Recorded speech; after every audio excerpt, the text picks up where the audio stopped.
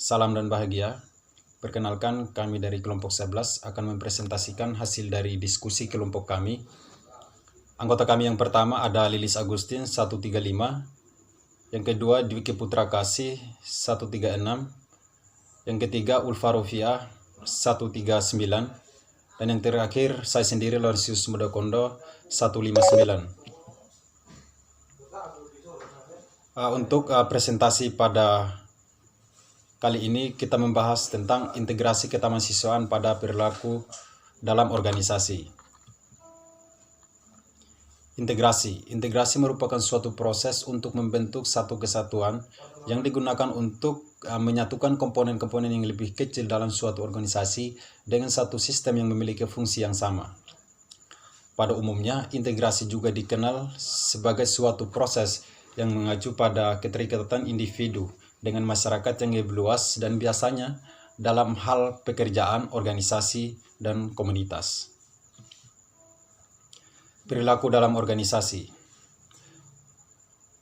Menurut Khairul Umam, perilaku organisasi adalah suatu bidang studi yang mempelajari dampak dari perorangan, kelompok, dan struktur pada perilaku organisasi agar bisa menerapkan pengetahuan terkait dengan berbagai hal demi perbaikan efektivitas suatu organisasi. Untuk selanjutnya akan dijelaskan oleh teman saya. Kemudian slide yang selanjutnya yaitu pendekatan dalam perilaku organisasi. Menurut Winardi 2013 membahas mengenai adanya interaksi atau hubungan antar individu dalam organisasi.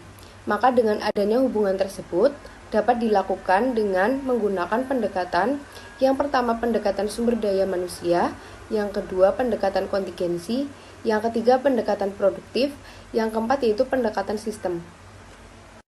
Kemudian slide yang selanjutnya yaitu prinsip-prinsip perilaku dalam organisasi. Perilaku organisasi merupakan hasil interaksi antara individu pada suatu organisasi. Menurut Toha 2014 membahas mengenai prinsip-prinsip perilaku dalam organisasi antara lain, manusia membeda-bedakan perilakunya kepada individu lain. Yang kedua, manusia mempunyai kebutuhan yang berbeda. Yang ketiga, orang berpikir tentang masa depan dan membuat pilihan tentang bagaimana bertindak. Yang keempat, seseorang memahami lingkungannya dalam hubungannya dengan pengalaman masa lalu. Yang kelima, seseorang mempunyai reaksi senang atau tidak senang. Yang terakhir, banyak faktor yang menentukan sikap dan perilaku seseorang. Kemudian yang selanjutnya yaitu manfaat perilaku organisasi. Manfaat yang dapat diambil dari perilaku organisasi antara lain, yang pertama perilaku organisasi akan bertindak sebagai map untuk kehidupan anggota yang ada di dalam suatu organisasi. Yang kedua, melakukan penelitian yang sistematis dan berguna. Yang ketiga, perilaku organisasi akan membantu setiap individu dalam memahami perilaku mereka. Yang keempat, membantu setiap manajer untuk bisa memahami perilaku pada setiap karyawannya. Yang kelima, memberikan motivasi dasar pada setiap manajer agar dapat memberikan pengarahan. Yang keenam, perilaku organisasi juga berguna untuk menjaga setiap hubungan industri perusahaan. Elemen-elemen perilaku organisasi. Yang pertama, manusia merupakan elemen yang paling penting di dalam internal organisasi yang terdiri dari individu ataupun kelompok tertentu. Pada dasarnya, kelompok manusia ini sifatnya dinamis, artinya mudah dibentuk, berubah, dan juga berubah.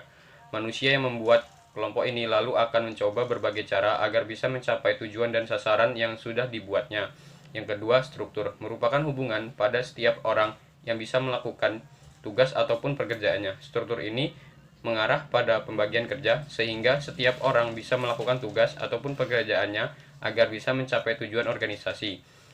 Seluruhnya akan saling berkaitan agar bisa mencapai tujuan secara lebih terkoordinasi. Yang ketiga, teknologi. Teknologi mampu menanamkan kondisi fisik dan juga ekonomi dimanapun orang bekerja. Sifat dari teknologi ini akan sangat tergantung dari sifat organisasi dan juga akan turut mempengaruhi pekerjaan ataupun kondisi pekerjaan perusahaan. Yang keempat, sistem sosial. Sistem sosial ini akan menyediakan lingkungan eksternal tempat organisasi bergerak. Sistem sosial ini akan memberikan pengaruh pada sikap orang, kondisi kerja, dan yang paling penting adalah mampu memberikan persaingan untuk sumber daya dan juga kekuasaan. Selanjutnya, ruang lingkup perilaku organisasi. Pada dasarnya, ruang lingkup organisasi adalah suatu integrasi dan dari tiga konsep ataupun studi perilaku yang terdiri dari perilaku individu, perilaku antar individu, dan juga perilaku kelompok. Yang pertama, perilaku individu. Studi perilaku individu adalah suatu studi terkait kepribadian individu, pembelajaran sikap, motivasi, dan juga kepuasan kerja.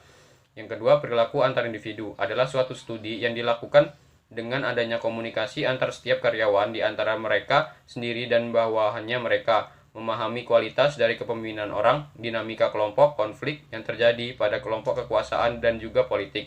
Yang terakhir, perilaku kelompok. Perilaku kelompok ini akan mempelajari terbentuknya suatu organisasi, struktur organisasi, dan efektivitas organisasi, dan berbagai upaya kelompok yang dilakukan untuk bisa mencapai tujuan organisasi. Baik, yang selanjutnya, kontribusi disiplin ilmu terhadap perilaku organisasi. Bidang ilmu yang ikut memberikan kontribusinya dalam perkembangan perilaku organisasi adalah: yang pertama, psikologi memberikan sumbangan terhadap perilaku organisasi terutama pada pemahaman perilaku individu. 2.